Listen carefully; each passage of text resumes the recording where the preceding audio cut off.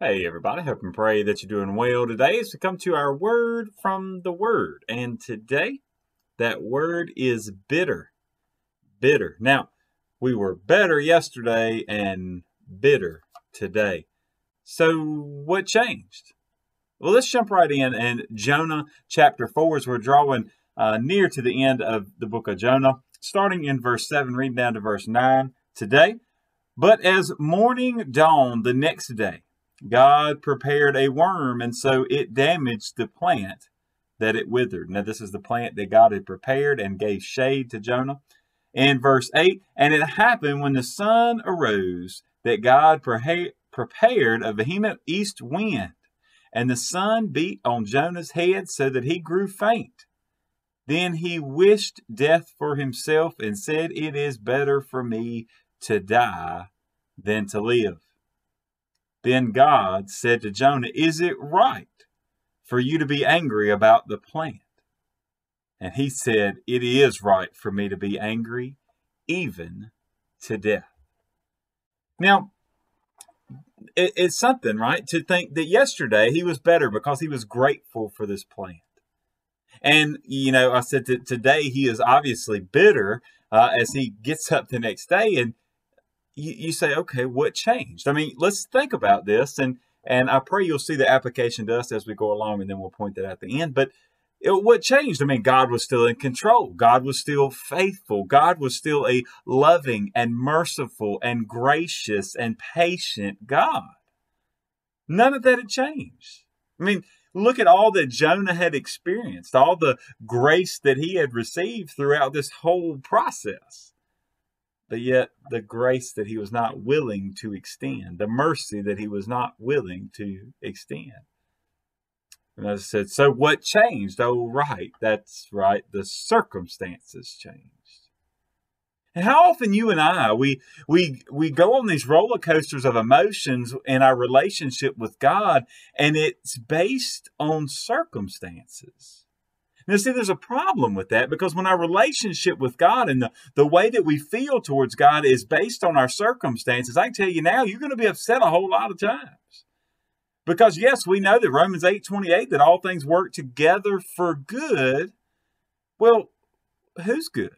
What good? Who determines that good, right? If it's something we determine good, that's like yesterday. Who determines what's better, a better day than another?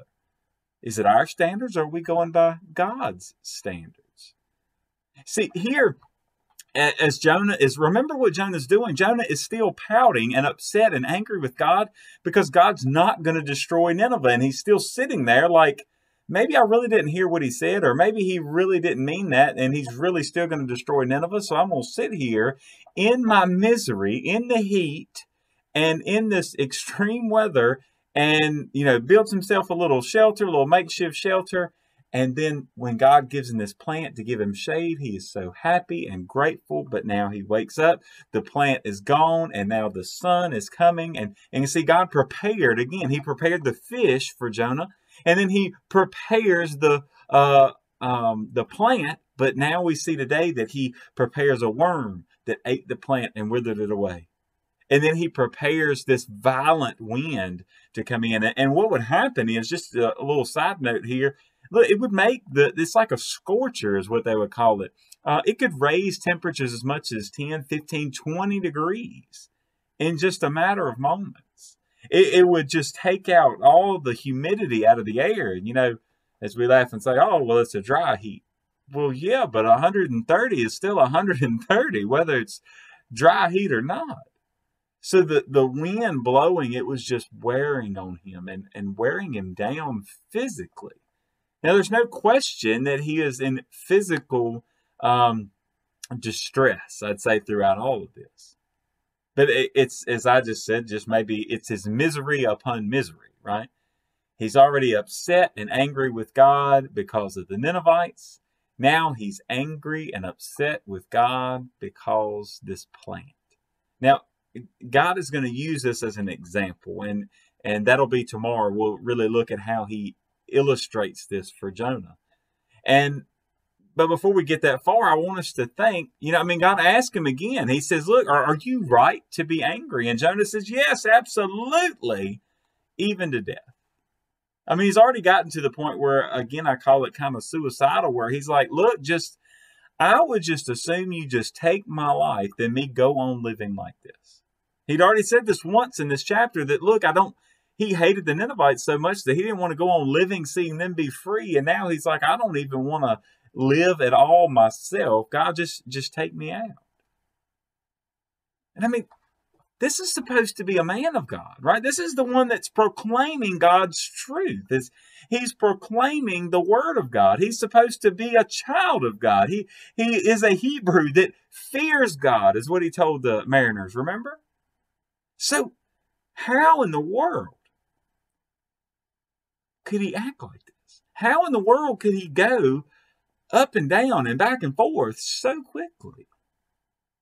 I mean, let's think about it. How often are we better when we're comfortable, but yet we're bitter when we're uncomfortable?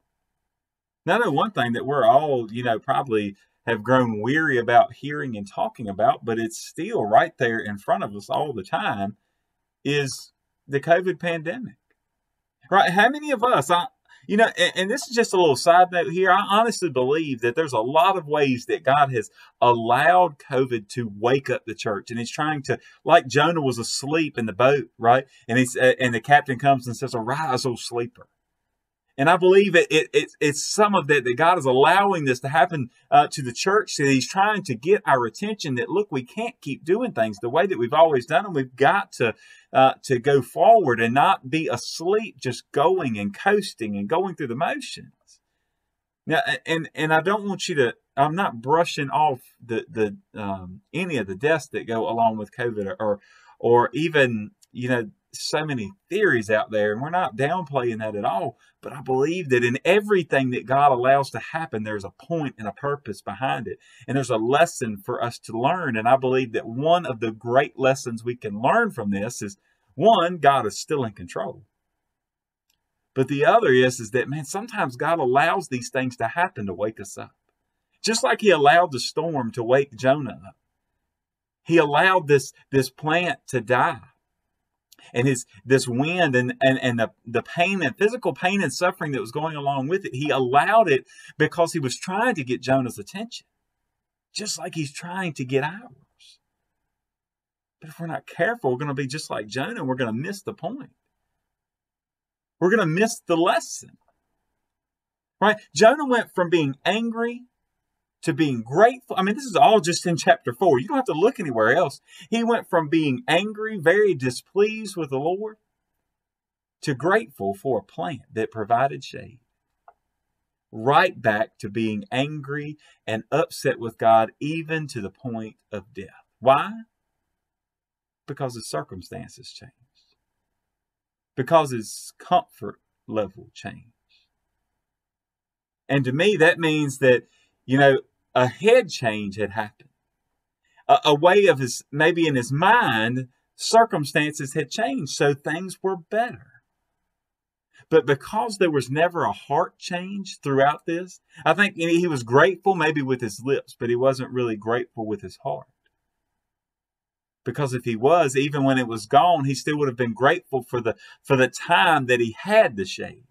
He would have been grateful for the time that God had allowed him to enjoy the shade. But he didn't. Instead, he was bitter.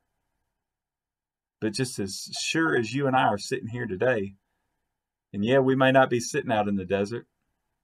We may not be sitting under the scorching sun, facing a hot, just scorcher of a wind that's making us miserable. Yes, we might be miserable physically. But the point of all this is that we'll do just like Jonah. If we've only had a head change, where our thinking is saying, well, yeah, today, like we talked about yesterday, it's a better day because my circumstances are better today. Well, then what's going to happen when your circumstances are worse today or tomorrow?